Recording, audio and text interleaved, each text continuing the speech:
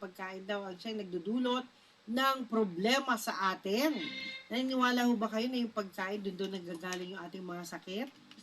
At yung mga sakit na yan ay nako, hindi ko na ho maintindihan. Kaya nga po, kailangan after this makatakbo na ho ako sa bahay para ho naman maasikaso ko naman yung aking mahal na ina. Ma, maghintay ka lang. I'll be back. Yan, galit na rin si MJ. Wag! Alam nyo minsan, no, tayo mga anak kasi, parang ang tingin natin ganun lang kadali ang buhay. Hindi po. Kailangan po natin na alagaan ang ating mga mahal sa buhay. Lalong-lalo na ang mga magulang na nagbigay ng buhay sa atin.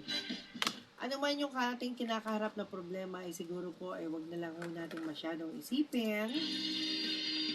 Kaya nga po yung pagkamatay ni Jacqueline Jose, alam niyo po, nakakalungkot talaga yung biglaan din. Yung kanyang pagkadulas at yan po isang problema ang hindi inaasahan ng marami. Nangihinayang ang iba dahil marami pa ho siyang pinagkakaabalahan. At hindi lang po yan, no, sa sobrang dami ng kanyang napundar, o di ba? Grabe, napakarami niyang na-invest, napundar. Kaya yung mga magulang na talagang nagsika para sa kanilang mga anak, congratulations!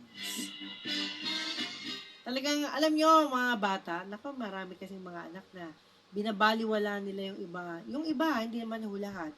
Binabaliwala nila yung nanay nila, yung tatay nila. Para sa kanila, tapos na yung role nila. Hindi po.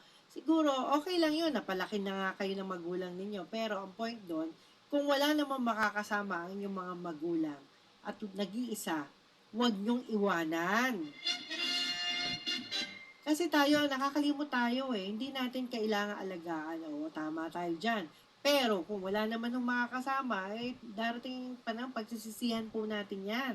Kaya hanggat kaya pa nating mag-alaga, hanggat kaya pa natin silang kausapin, hanggat kaya pa natin silang intindihin. Yan, maraming masusungit na nanay at tatay. Tandaan niyo yan. Meron pa nga akong naging kaibigan, si Don Hernandez. Hi, Don ng Quezon City. Siya mismo, hiyang-hiya siya, minumura siya ng nanay niya sa mall. Imagine mo, gusto na nga niya kalimutan na nanay niya yung kasama niya, pero wala rin siyang magawa. Minsan, alam niyo, minsan, no, isipin na lang natin yung pasakit ng ating mga magulang sa atin. Minsan yung Alzheimer po kasi, nagkakaroon ng pagkalimot, di ba? Alzheimer, dementia, whatever, kung ano man tawag dyan. Pero kadalasan, dyan po nagagaling yung mga pinagdadaanan ng ating mga magulang. Kaya po, tiis-tiis lang. Minsan naman nagkakaroon ng mga bad words sila, no? Kasi, siguro, yung nagiging habit lang. Di ba yung dating natin presidente, ganyan din habit? Yan.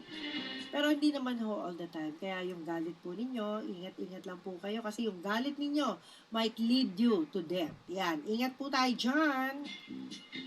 Oo, tayo po may mga kanya-kanyang problema din, kanya-kanyang solusyon. Kaya po, be happy. Enjoy natin ang buhay. Kaya sabi nga po nila, kung kayo po ay galit ngayon, inom lang po kayo ng maligamgam na tubig para makaraos kayo at hindi na po matodo pa ang galit ninyo.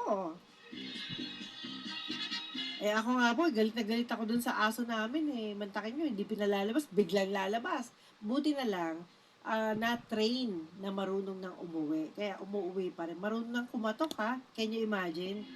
Pero yung aming mga kuryente, problema ko na naman. Ang dami talaga. Pero alam nyo guys, imbis na problema, isipin natin, hanapin natin ang mga solusyon at yung mga taong may mga kaalaman, may mga asset, may alam sila. Nako, pangalagaan natin sila dahil yan ay talagang ingat yaman.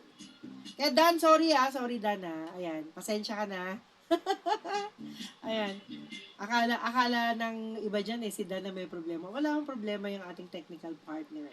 At saka ang lahat ng mga link po dito sa studio ay nagagaling po sa StreamYard ay nakakarating naman po. Ang hindi natin maintindihan, may mga certain area na hindi ho nakakarating ang signal. Kaya po, may may damage na tayo sa mga sa mga signal na nangyayari po ngayong araw na ito.